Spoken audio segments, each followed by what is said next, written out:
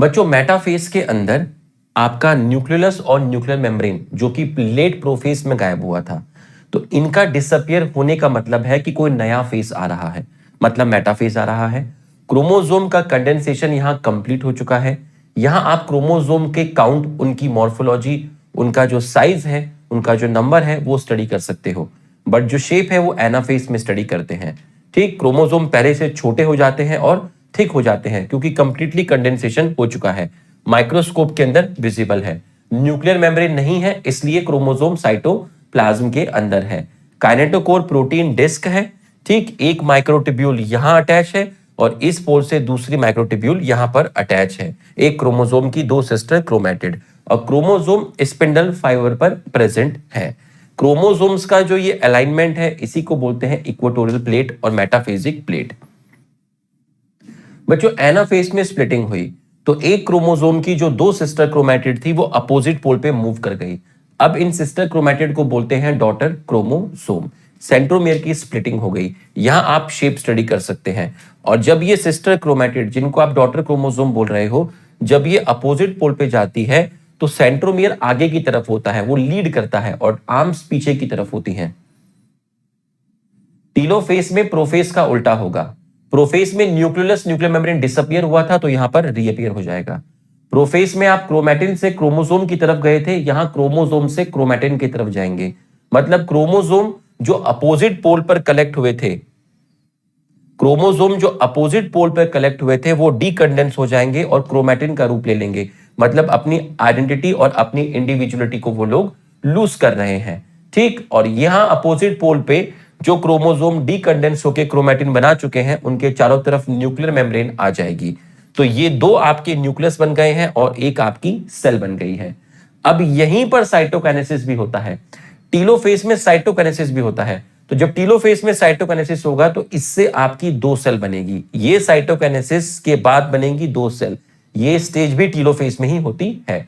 तो ये चार क्रोमोसोम यहां आ गए, ये चार क्रोमोसोम यहां आ गए। मतलब डीकंडेंस फॉर्म ऑफ क्रोमोसोम चार यहां है, चार आपके यहां पर है।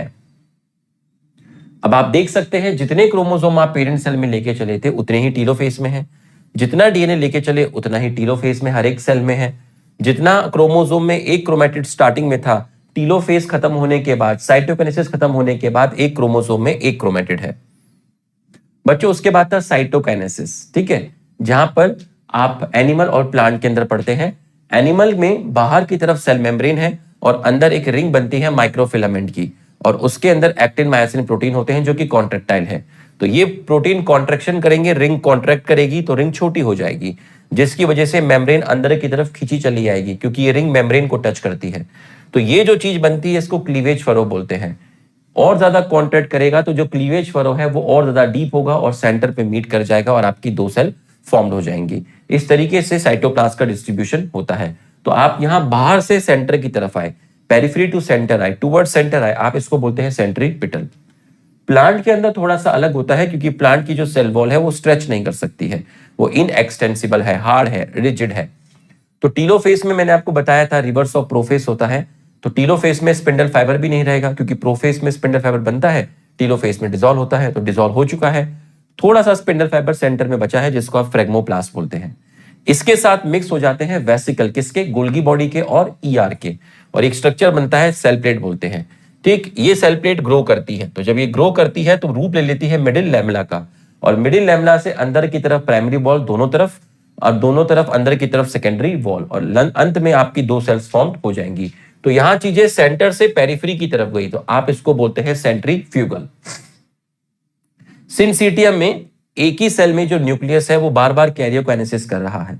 ठीक है, लेकिन इस सेल में साइटोकाइनेसिस नहीं हो रहा, तो एक सेल में न्यूक्लियस का नंबर बढ़ जाता है, सेल मल्टी न्यूक्लिएटेड हो जाती है। इसको सिनसीटियम बोलते हैं। नारियल का जो पानी है उसको एंडोस्पर्म बोलते हैं, और उसके अंदर थाउजेंड्स ऑफ न्यूक्लियस मिलते हैं, वो इसका एग्जाम्पल है। ये दो क्वेश्चंस मैंने आपको कराए थे। बच्चों significance of mitosis, mitosis diploid cells में रेस्ट्रिक्टेड है। ठीक है, लेकिन लोअर प्लांट जैसे एल्गी हो गया, ठीक, कुछ सोशल इंसेक्ट हो गए जैसे मैंने बोला हनी बी, इनके अंदर माइटोसिस हैप्लॉयड सेल में भी होता है।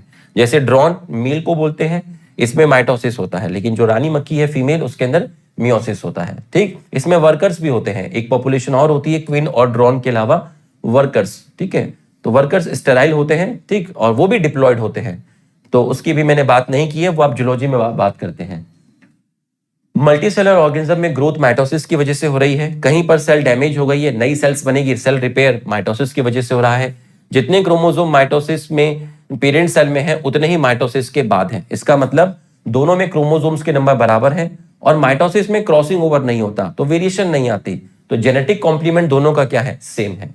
इंटरफेस में सेल के अंदर साइटोप्लाज्म और न्यूक्लियस का कंटेंट डबल हुआ, तो न्यूक्लियोसाइटोप्लाज्मिक रेशियो डिस्टर्ब हो गया।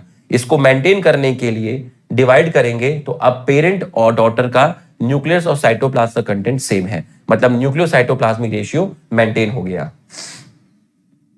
अपर लेयर ऑफ स्किन, जो मैं एपिडर्मिस बोलता हूं, स्किन की सेल डैमेज होती रहती है, नई सेल्स फॉर्म होती रहती है। स्टमक में अंदर एचसीएल प्रेजेंट होता है, तो एचसीएल के क्लोज जो सेल्स होती हैं वो डैमेज होती रहती हैं, ठीक। आरबीसी ब्लड सेल्स हो गया, 120 डेज के बाद नया सेल्स आएगा, ठीक। रूट और शूट के टिप पर आपके मेरिस्टेमेटिक सेल्स मिलते हैं, उनको एपिकल मेरिस्टेम बोलते हैं। Shoot apical meristem, root apical meristem, और ये सेल्स कंटिन्यूअसली डिवाइड करके रूट और शूट की लेंथ बढ़ाते हैं।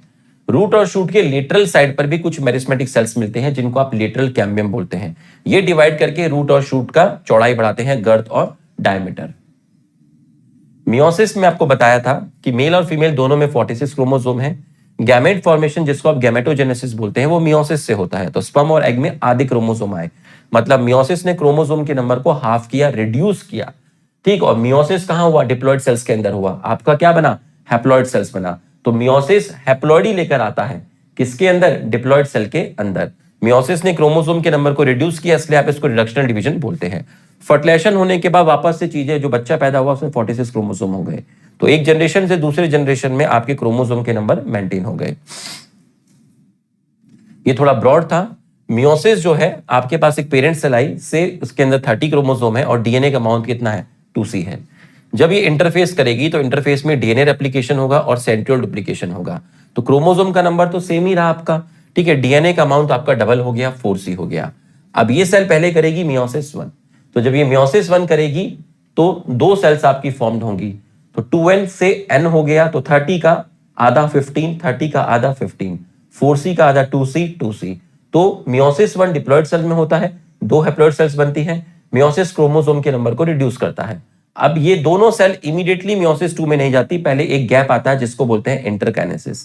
इंटरकाइनेसिस एक गैप है मियोसिस 1 और मियोसिस 2 के बीच में, छोटा सा गैप है, यहां डीएनए रेप्लिकेट नहीं करता बट सेंट्रियोल का डुप्लीकेशन होता है, ठीक। इंटरकाइनेसिस के बाद ये दोनों सेल्स मियोसिस 2 में जाती हैं, इनसे 2 सेल बनी और इनसे 2 सेल बनी। मजे की बात यह है कि क्रोमोसोम के नंबर दोनों में बराबर हैं, कोई चेंज नहीं आया, लेकिन डीएनए का अमाउंट हाफ हो गया, तो 4 हैप्लॉयड सेल्स बनी है, चारों की चारों। और मियोसिस 2 किस में हुआ, मियोसिस 2 हैप्लॉयड सेल्स के अंदर हुआ, क्रोमोसोम का नंबर क्या है, सेम है। मियोसिस में सेल डिवीजन 2 बार हुआ, न्यूक्लियस का डिवीजन 2 बार हुआ, साइटोप्लाज्म का डिवीजन 2 बार हुआ, डीएनए का रेप्लिकेशन 1 बार हुआ, सेंट्रियोल का डुप्लीकेशन 2 बार हुआ। बच्चों, रिवीजन लेक्चर कैसा लगा कमेंट करके टीचर का हौसला बढ़ाइए। Thank you.